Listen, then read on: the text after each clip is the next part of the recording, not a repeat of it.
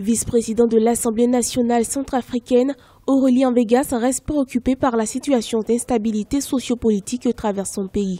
Après 3 ans de crise et l'arrivée au pouvoir de Faustin Archange Touadéra en 2016, la situation de la République centrafricaine nécessite aujourd'hui une véritable cure selon le parlementaire. L'échec des différents accords signés entre gouvernements et groupes armés est signe que toutes les parties ne sont pas véritablement impliquées dans le processus de paix. Aurélien Vegas estime que l'hémicycle centrafricain a un rôle important à jouer dans la résolution de la crise qui sévit dans le pays. Un bon connaisseur du terrain, les députés veulent s'impliquer parce que beaucoup de ces députés aussi là dialoguent avec certains chefs rebelles. Un député, c'est celui-là qui connaît mieux sa circonscription. Il peut faire proposer des solutions de sortie de crise à l'exécutif. Mais malheureusement, cette demande que le Parlement tarde encore à venir. Le vice-président de l'Assemblée nationale appelle par ailleurs à la mise en place urgente du programme de désarmement, de démobilisation, de réinsertion et de rapatriement DDRR.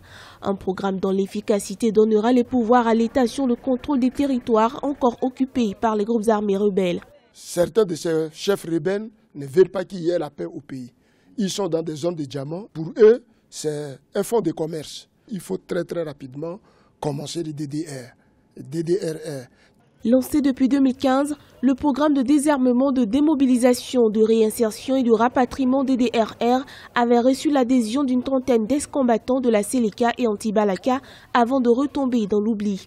La crise centrafricaine qui sévit par répétition depuis 2013 a fait plus de 400 000 déplacés.